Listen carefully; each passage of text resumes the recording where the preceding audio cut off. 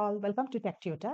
നമ്മൾ ഇന്ന് കാണാൻ പോകുന്നത് കമ്പ്യൂട്ടർ ഓർഗനൈസേഷൻ ആൻഡ് ആർക്കിടെക്ചറിന്റെ module 1 execution of a complete instruction എന്ന് പറയുന്ന ടോപ്പിക്കാണ്. ഒരു കംപ്ലീറ്റ് ഇൻസ്ട്രക്ഷന്റെ എക്സിക്യൂട്ട് ചെയ്യുമ്പോഴുള്ള കൺട്രോൾ സിഗ്നൽസ് എങ്ങനെയാണെന്നാണ് നമ്മൾ ഇന്ന് കാണാൻ പോകുന്നത്. സോ നമ്മളിപ്പോൾ കാണാൻ പോകുന്നത് ആഡ് R3, R1 എന്ന് പറയുന്ന ഈ ഇൻസ്ട്രക്ഷന്റെ ആണ്. അപ്പോൾ ഇങ്ങനെയുള്ള ഈ ബ്രാക്കറ്റിനകത്ത് ഇങ്ങനെ കൊടുത്തു കഴിഞ്ഞാൽ നമുക്കറിയാം ഇത് ഡയറക്റ്റ് ആയിട്ട് R3യിലെ കണ്ടന്റിനെ അല്ല എടുക്കുന്നത്.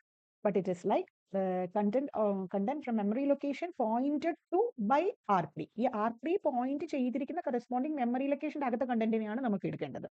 അപ്പോൾ ഇതിൽ ഇൻസ്ട്രക്ഷൻ എക്സിക്യൂഷൻ വേണ്ടിയിട്ട് ബേസിക് ആയിട്ടുള്ള ആക്ഷൻസ് എന്ന് പറയുന്നത് ഫെച്ചിങ് ദ ഇൻസ്ട്രക്ഷൻ, പിന്നെ ഫസ്റ്റ് ഓപ്പറാൻഡിനെ ഫെച്ച് ചെയ്യുക, നെക്സ്റ്റ് പറഞ്ഞിരിക്കുന്ന ഓപ്പറേഷൻ അഡീഷൻ ആണ്, സോ അഡീഷൻ പെർഫോം ചെയ്യുക, കറസ്പോണ്ടിങ് റിസൾട്ടിനെ ലോഡ് ചെയ്യുക. ഇതാണ് ആക്ച്വലി 4 സ്റ്റെപ്സ് ആയിട്ട് പറഞ്ഞാൽ നമുക്ക് ചെയ്യാൻ പോകുന്നത്. ആൻഡ് ഈ ഒരു സിംഗിൾ ബസ് ഓർഗനൈസേഷൻ നമ്മൾ ഓൾറെഡി കണ്ടതാണ്. ഇതിൽ നിന്ന് ഞാൻ സ്റ്റെപ്പ് ബൈ സ്റ്റെപ്പ് ആയിട്ട് എന്താണ് ചെയ്യേണ്ടതെന്ന് കാണിക്കാം. സോ ഫസ്റ്റ് തിങ്, ഒരു ഇൻസ്ട്രക്ഷൻ എക്സിക്യൂട്ട് ചെയ്യണമെങ്കിൽ ആദ്യം തന്നെ നെക്സ്റ്റ് ഫെച്ച് ചെയ്യാൻ പോകുന്ന ഇൻസ്ട്രക്ഷന്റെ അഡ്രസ്സിനെ സ്റ്റോർ ചെയ്യുന്ന പ്രോഗ്രാം കൗണ്ടറിലാണ്. അവിടെ നിന്ന് കണ്ടന്റിനെ എടുത്താൽ മാത്രമേ നമുക്ക് എന്താണ് ചെയ്യേണ്ടത് അഡ്രസ്സിന്റെ ഡീറ്റെയിൽസ് അറിയാൻ പറ്റുള്ളൂ. So it is basically address. അതുകൊണ്ട് പ്രോഗ്രാം കൗണ്ടറിൽ നിന്ന് എടുക്കുന്നതിനെ പ്ലേസ് ചെയ്യുന്നത് മെമ്മറി അഡ്രസ് രജിസ്റ്ററിലായിരിക്കും. പ്രോഗ്രാം കൗണ്ടറിൽ നിന്ന് എടുക്കുമ്പോൾ പ്രോഗ്രാം കൗണ്ടറിന്റെ കറസ്പോണ്ടിങ് ഔട്ട് സിഗ്നൽ ആദ്യം സെറ്റ് ആവും. അപ്പോൾ അത് പിന്നെ ലോഡ് ചെയ്യേണ്ടത് മെമ്മറി അഡ്രസ് രജിസ്റ്ററിലേക്കാണ്. അതുകൊണ്ട് മെമ്മറി അഡ്രസ് രജിസ്റ്റർ ഇൻ ആകും. So value of the program counter is stored in corresponding memory address register. അവിടെ നിന്ന് ആക്ച്വലി കൺട്രോൾ യൂണിറ്റ്, ഒരു നമ്മുടെ ഈ പറയുന്ന ഇൻസ്ട്രക്ഷൻ ഡീകോഡർ ഇവിടെ നിന്നൊക്കെ പറയുന്ന control unit actually control signal initiate ചെയ്യുന്നുണ്ടായിരിക്കും for a read operation. So that means read എന്ന് പറഞ്ഞ ഒരു control signal it is actually to read from the memory content. And again ഇപ്പോൾ പ്രോഗ്രാം കൗണ്ടറിന്റെ കറസ്പോണ്ടിങ് ഇൻസ്ട്രക്ഷന്റെ അഡ്രസ് കിട്ടിക്കഴിഞ്ഞ് കഴിഞ്ഞാൽ പ്രോഗ്രാം കൗണ്ടർ അപ്ഡേറ്റ് ചെയ്യാണ് ചെയ്യേണ്ടത്. ദാറ്റ് മീൻസ് പ്രോഗ്രാം കൗണ്ടർ +4, ഒരു ബൈറ്റ് അഡ്രസ്സബിൾ ആയതുകൊണ്ട് +4 നമുക്ക് ചെയ്യണം. സോ +4 എന്ന് പറഞ്ഞു കഴിഞ്ഞാൽ ഈ കോൺസ്റ്റന്റ് 4 എന്നുള്ളതാണ് ആക്ച്വലി സെലക്ട് ചെയ്യുന്നത്. Y അല്ല 4 എന്നുള്ള സെലക്ഷൻ നടക്കണം. So that means next is select of 4 കൊടുക്കും. ഇത് പർപ്പസ് ആക്ച്വലി എന്തിനാന്ന് വെച്ച് കഴിഞ്ഞാൽ പ്രോഗ്രാം കൗണ്ടർ +4 നടക്കാൻ വേണ്ടിയിട്ട് 4നെ സെലക്ട് ചെയ്യുന്നു. ഇനി ഇത് ആഡ് ചെയ്യണം, അഡീഷൻ വേണം. സോ നെക്സ്റ്റ് എന്ന് പറയുന്നത് ആഡ് എന്ന് പറഞ്ഞ ഇൻസ്ട്രക്ഷൻ ആണ്. Addition is there. ഇത് എപ്പോഴും Z വഴി വന്നിട്ട് പിന്നീട് പ്രോഗ്രാം കൗണ്ടറിലേക്ക് അപ്ഡേറ്റ് ചെയ്യാൻ പറ്റുള്ളൂ. അതുകൊണ്ട് അത് ടെമ്പററി രജിസ്റ്റർ ആയ Z-ലേക്ക് ഇൻ ചെയ്യണം. ഇത്രയും ബേസിക്കലി ഫെച്ചിങ് ഫേസ് ആണ്.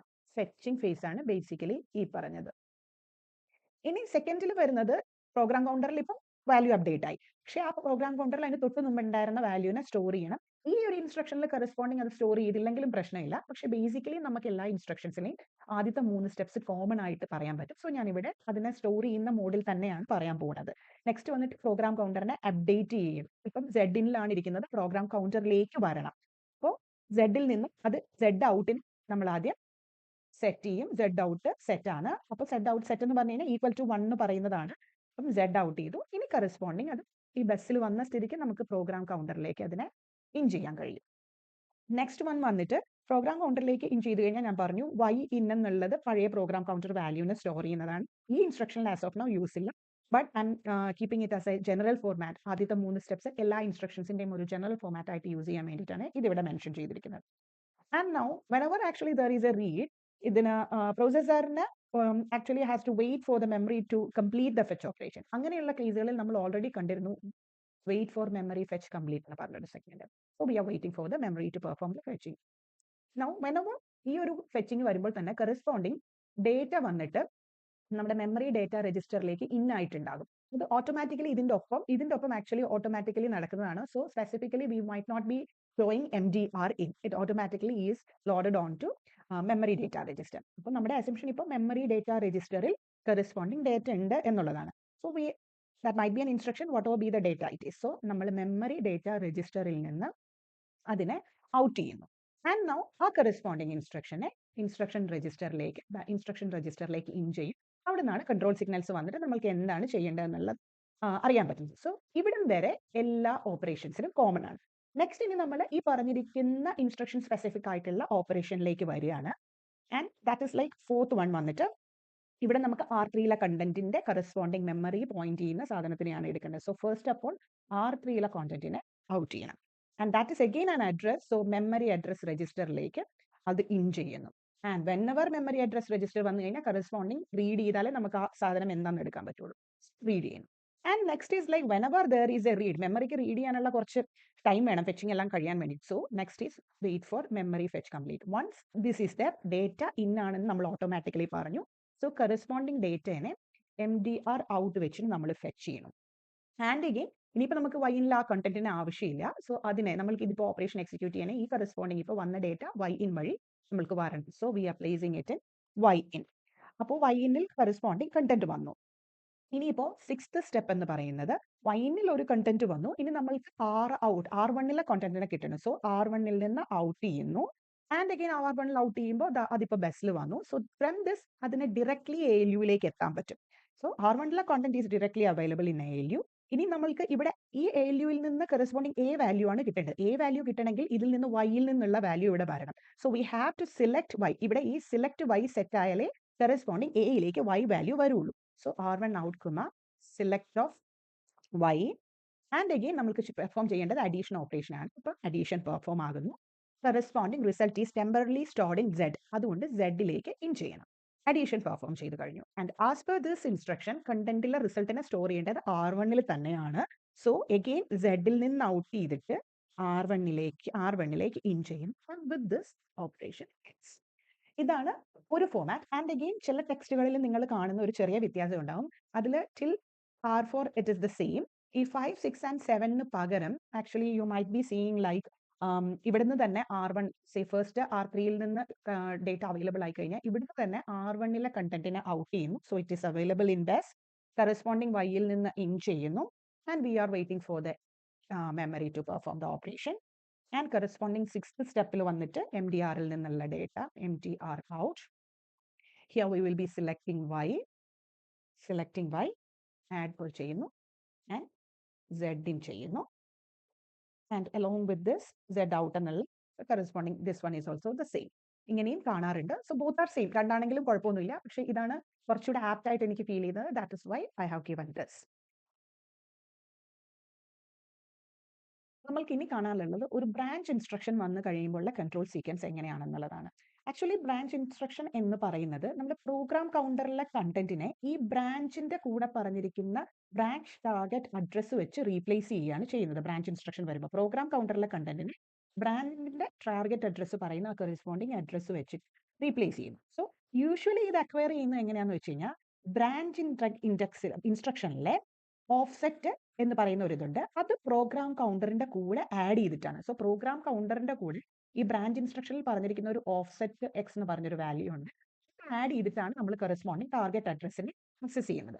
സോ ഈ ഓഫ്സെറ്റ് അഡ്രസ് എന്ന് പറയുന്നത് actually it is the difference between the branch target address and the address immediately following the branch instruction. കുറെ സീക്വൻസിൽ ബ്രാഞ്ച് വന്നു കഴിഞ്ഞ് ഇമ്മീഡിയറ്റ്ലി ഫോളോ ചെയ്യുന്ന അഡ്രസ്സിന്റെ ഇൻസ്ട്രക്ഷൻ ഏതാണോ അതിൽ നിന്ന് ഈ അതിൽ നിന്ന് ബ്രാഞ്ച് ടാർഗറ്റ് അഡ്രസ്സിനെ മൈനസ് ചെയ്ത് കഴിഞ്ഞാൽ ഡിഫറൻസ് ആണ് ശരിക്കും ഓഫ്സെറ്റ് എന്ന് പറയുന്നത്.